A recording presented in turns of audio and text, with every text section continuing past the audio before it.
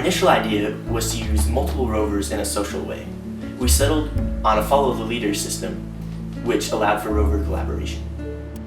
The leader rover is controlled by a Raspberry Pi, and the follower robot uses sensors to follow and find the leader. We wanted to design the code in a way that one program could be placed on any rover, and that rover could either be controlled as the leader or run autonomously as the follower. We wanted to design something scalable so that one program could be deployed across all rovers in this system. Follow the leader allows an unlimited number of rovers to follow a single leader.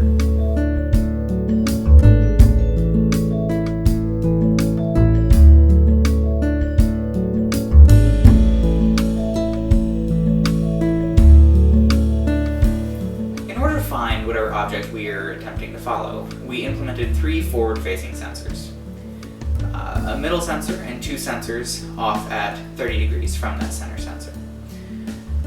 The center sensor was mainly there to determine whether an object existed, or if it did exist, how far away that object was, so we could follow it at a specific distance. If the object drifts either left or right within our field of vision, one of the side sensors will then pick that up and can turn in that specific direction.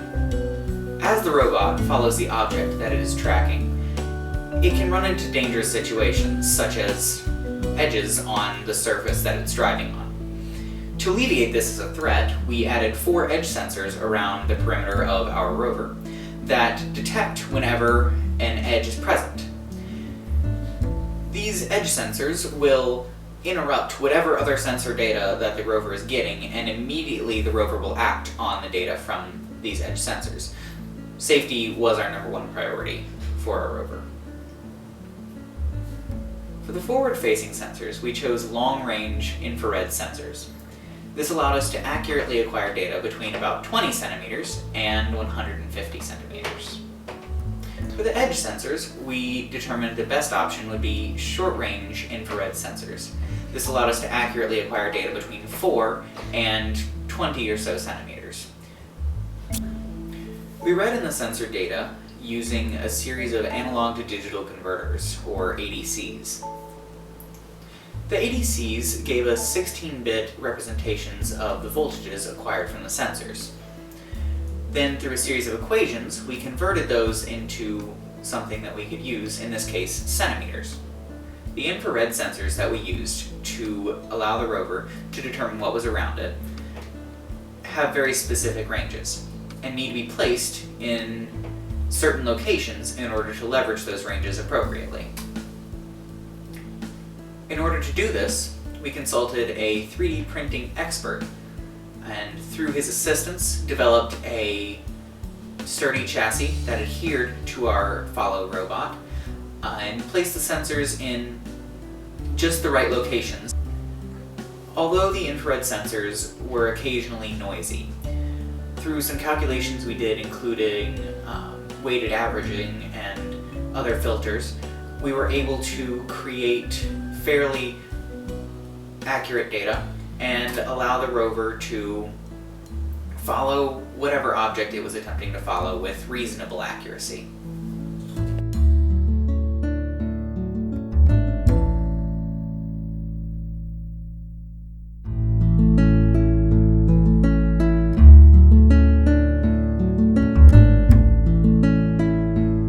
The control algorithm is designed to allow us to follow the leader robot. Our control loop is a state machine with 3 states. There's a control state, an emergency state, and a sensor mode state. The control state receives instructions from the Wi-Fi, from the Raspberry Pi, and it executes those instructions. So if it's told to move forward, the robot will move forward. If it's told to move forward and right at the same time, the robot is capable of handling a command like that. The emergency state is different. So the emergency state is designed so that you can't run off the edge of the table, because that could cause a lot of damage, and it adds to the robustness of our project if it's capable of protecting itself. The most important state is the sensor state.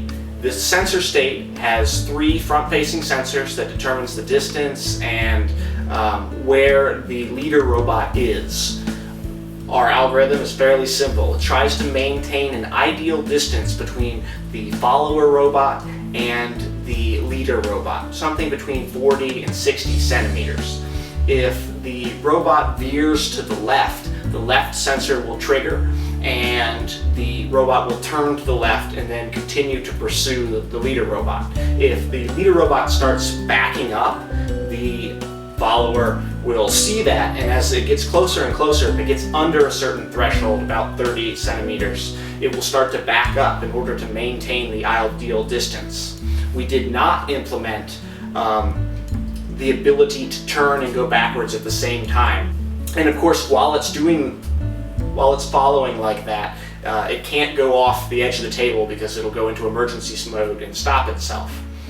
We designed the robot to be robust and reliable. However, there's lots of factors that can affect that, because like if it was in space, it was a vacuum and negative 100 degrees Celsius, the electronics would freeze because we didn't build heaters into them. So that's like one limitation of our robot.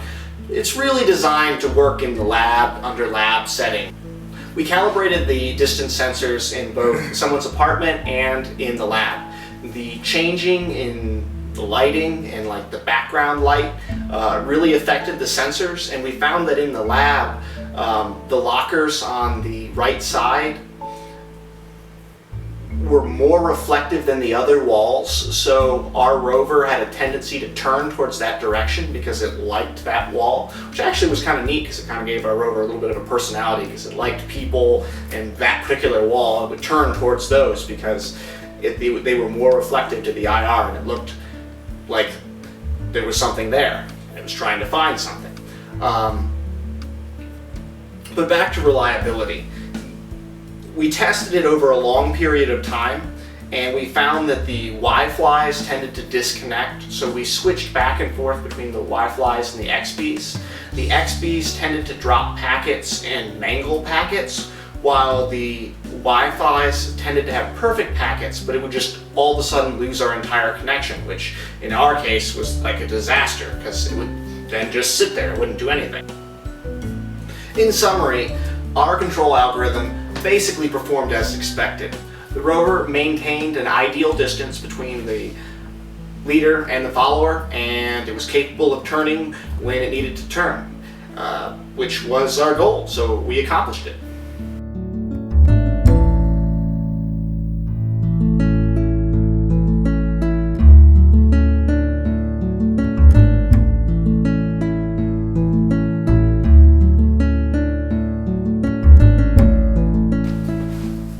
The basic requirements for the motors were to be able to move forward, backward, and turn. I did this by implementing the output compare module in Harmony in the PWM mode.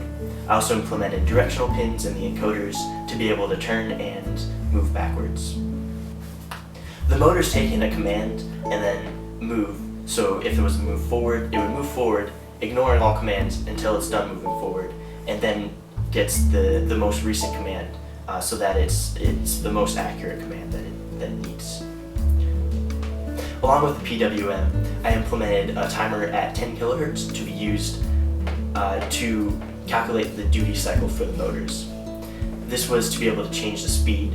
Although I implemented the motors to stay at a constant speed to enable better following, we wanted to decrease the factors that were changing as we were following. I originally had the motors turn at 15 degrees, but we thought that was a little bit too much, so for more precision, we moved that down to about half, about 7.5 degree turns. And this was done by counting the amount of encoder ticks that it took to get to that point. When I originally wanted the rover to turn at 15 degrees, I knew that it took 6 turns to get to 90 degrees. So I calculated how many encoder ticks it took to get to 90 degrees. I had to change that a little bit as I visually looked at the rover turn. And then once I got that encoder tick value, I divided that by 6 to get the number of encoder ticks to get to 15 degree turns. So So overall, the motors did take a little bit of math and pin configuration to figure out, but they correctly fulfilled our requirements and integrated into the project well.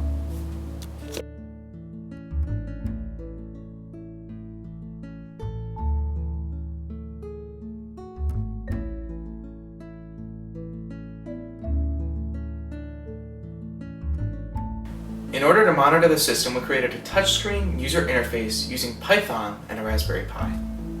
The user interface was responsible for two main tasks: monitoring the system and controlling the leading rover. Using PyQt allowed us to leverage Qt Designer to create the interface. We also decided to use Python to create the user interface because it allowed us to integrate a variety of modules. Our first iteration of the interface was written in 3 separate threads. This allowed the first thread to be responsible for the PyQt main loop, and the second thread to be responsible for reading in data from PySerial.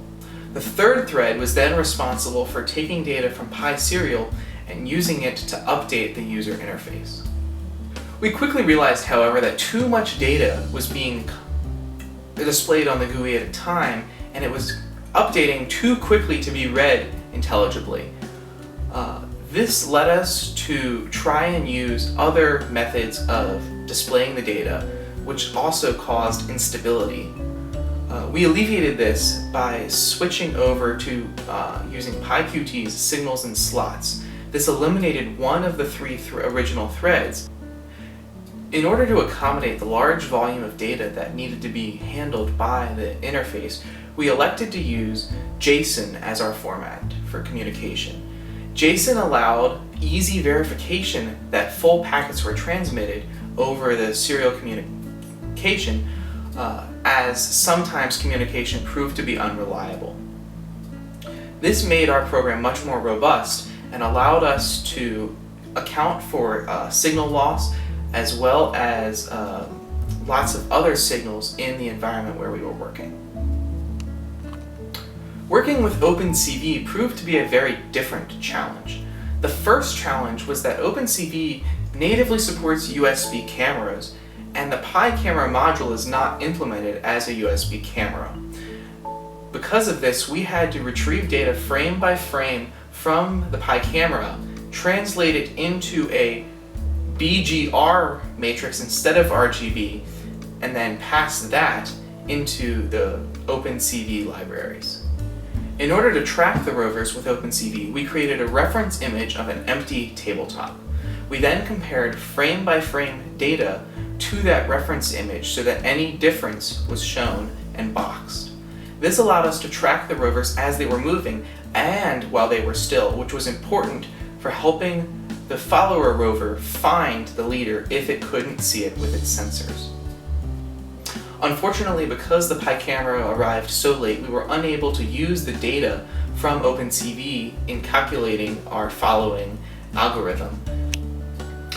Overall, working with the Raspberry Pi was a very enlightening experience that provided useful data to debug and fix other parts of the program. It also provided a very intuitive way to interact with and observe the system.